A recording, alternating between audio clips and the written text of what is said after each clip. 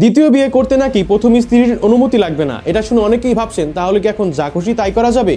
না, একদমই না। 11 জানুয়ারি হাইকোর্টে যে কথাটি বলেছে সেটা অনেকেই ভুলভাবে বুঝেছেন, আর কিছু নিউজ চ্যানেলের হেডলাইন বিষয়টা আরো গুলিয়ে দিয়েছে। হাইকোর্ট বলেছে শরিয়া অনুযায়ী স্ত্রীর লিখিত অনুমতি সরাসরি বাধ্যতামূলক বলা নেই, কারণ আমরা শুধু ধর্ম দিয়ে চলি না, রাষ্ট্রের আইন দিয়েও চলি।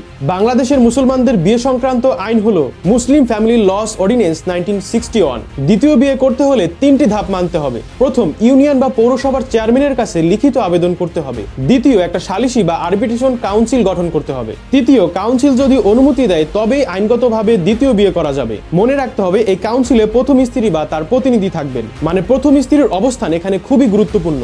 এখন প্রশ্ন হলো এই নিয়ম না মানলে কি হবে? যদি কেউ সালিসি কাউন্সিলের অনুমতি ছাড়া দ্বিতীয় বিয়ে করে তবে সেই ব্যক্তি আইন ভঙ্গ করেছে বলে ধরা হবে, আর এর শাস্তি হতে পারে সর্বোচ্চ 1 বছরের জেল অথবা জরিমানা, দুটোই। বিয়েটা ধর্মীয়ভাবে হয়ে গেলেও আইনের চোখে সে অপরাধী হতে পারে। তাহলে হাইকোর্টের রায়ের মানে কি?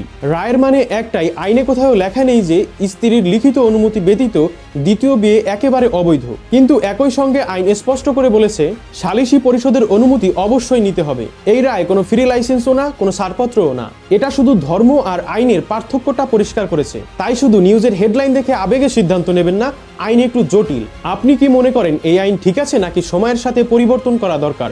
কমেন্টে জানান এবং সাবস্ক্রাইব করুন।